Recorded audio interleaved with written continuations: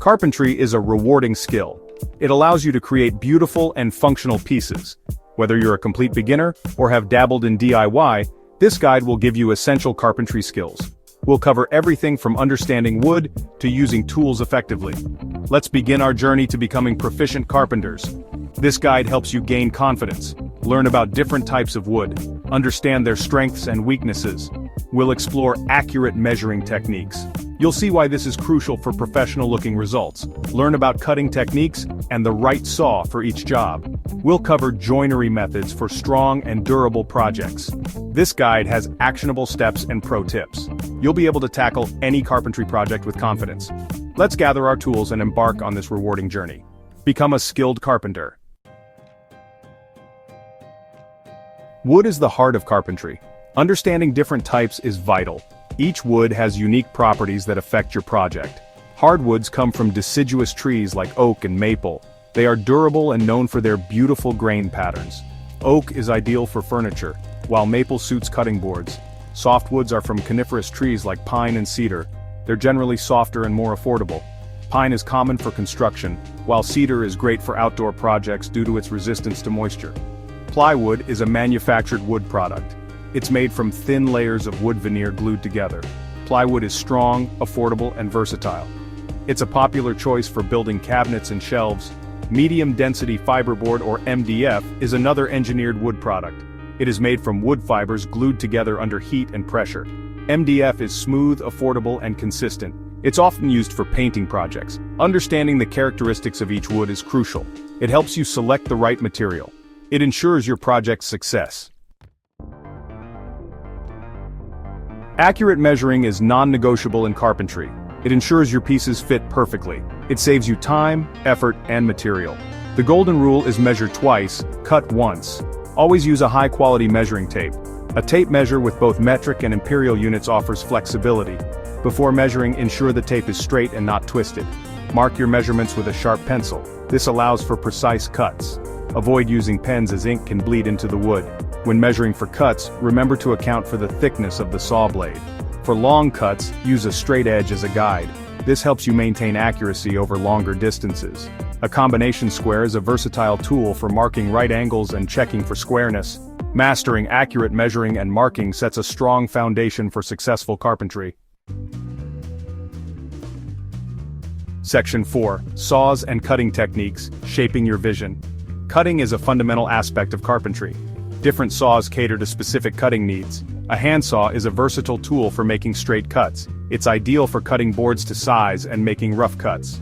A circular saw is a power tool that makes quick and straight cuts. It's perfect for breaking down large sheets of plywood. A jigsaw is a handheld power saw. It's designed for making curved cuts and intricate shapes. A miter saw is ideal for making angled cuts. It's commonly used for cutting crown molding and trim. When using power saws, always wear safety glasses.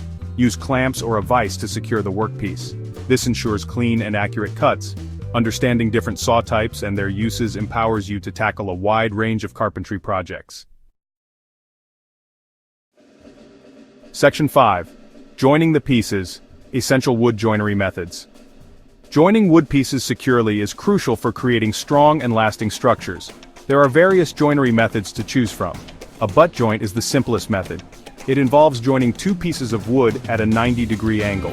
While easy to make, butt joints are not the strongest. A dowel joint involves drilling holes into both pieces of wood.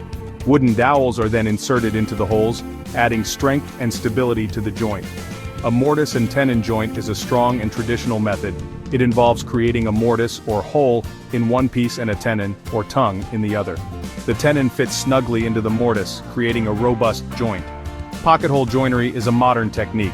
It involves drilling angled holes into one piece of wood, and then attaching it to another piece using self-tapping screws. Mastering these joinery methods allows you to create sturdy and aesthetically pleasing woodworking projects. Section 6. Drilling, fastening, and securing, adding strength and durability.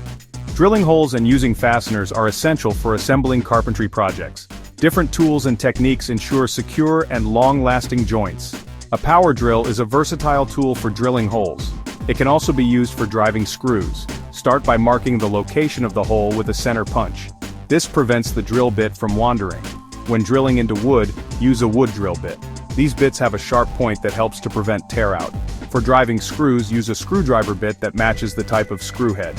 Pilot holes are recommended when driving screws near the end of a board. This helps to prevent the wood from splitting. Countersinking screws creates a flush surface. This is important for aesthetics and safety. Understanding drilling and fastening techniques ensures your carpentry projects are strong, durable, and visually appealing. Section 7. Sanding and finishing. Bringing out the beauty of wood. Sanding and finishing are essential steps in any woodworking project. They enhance the wood's natural beauty and protect it from wear and tear. Start sanding with a coarse grit sandpaper. Gradually move to finer grits.